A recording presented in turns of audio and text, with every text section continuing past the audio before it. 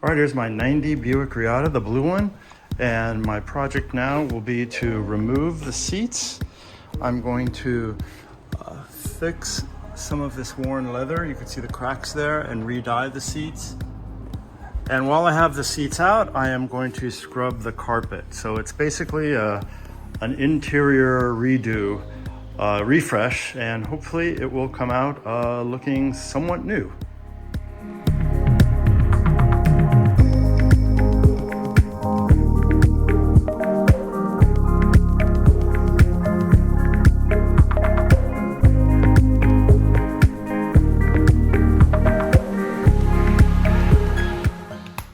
No major surprises under the seats. Really, not that dirty. Couple little dimes. Make some money here. Seats themselves aren't that bad. Just some wear there that I will restore, and some little cracks. Passenger looks pretty good too, so not a lot to do on these seats compared to other cars that I've worked on. Steering wheel, another story. There's some cracks and scratches here. So I'll be doing some restoration of that. Here are the products I'll be using. Some alcohol to clean the leather, get all the contaminants off of it. Some crack and crease filler, which I'll be using this little spatula on and putting very thin coats on where the leather is worn on the steering wheel and the seat. Once that's done, I'll be doing automotive leather dye, and this is color matched to the blue here in this Reatta. And I will be using sponges, these various sponges, to apply that to the leather.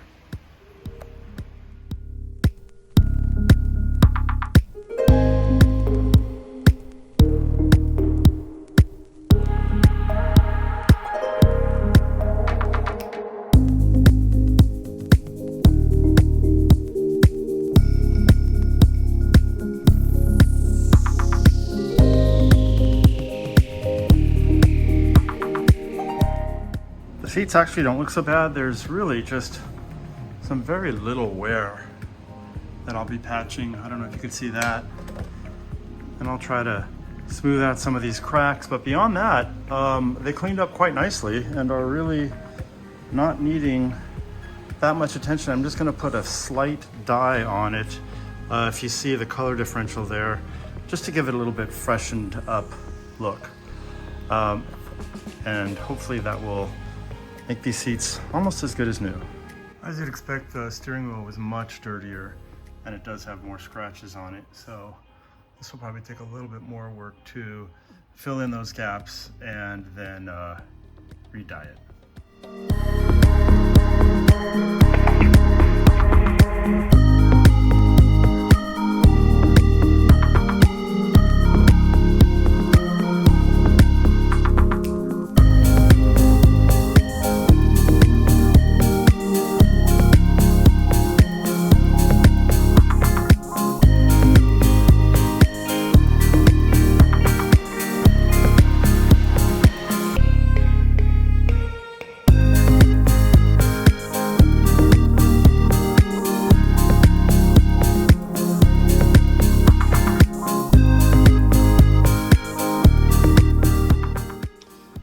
I've gone through both seats and they're drying, and also the steering wheel.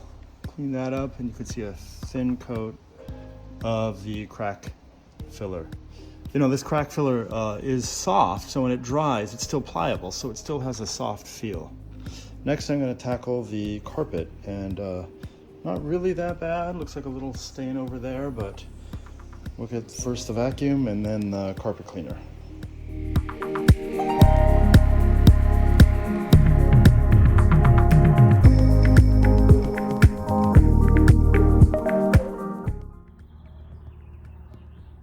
Carpet's cleaned and drying, and now on to dyeing the leather seats.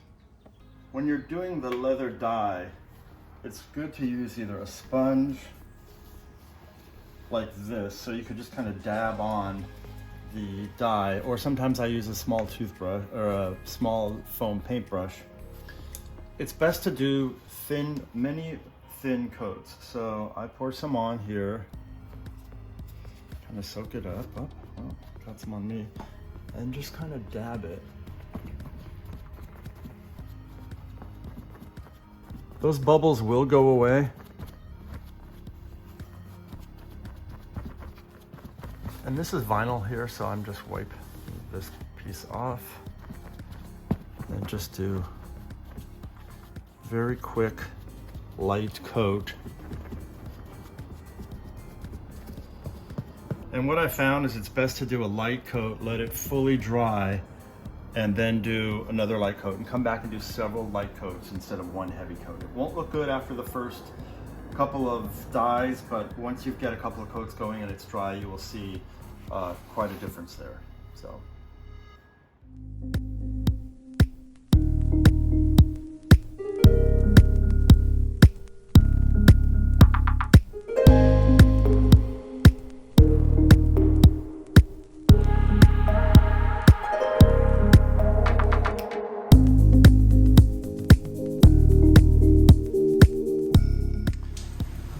This is after several coats. I did the whole seat.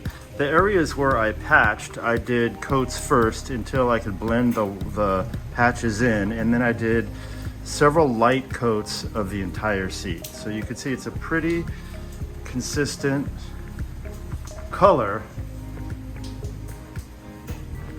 all over. So the final step is to put what's called the top coat on. This is a low gloss, it'll add a little bit of gloss, but it also protects the dye and adds another bit of protection. All right, after putting on the top coat, I did 2 of the top coat.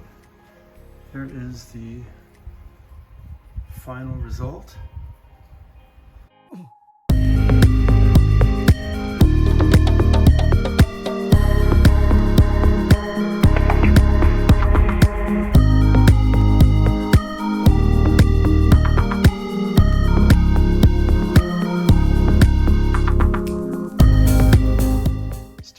Also, after a couple of top coats, drying right now.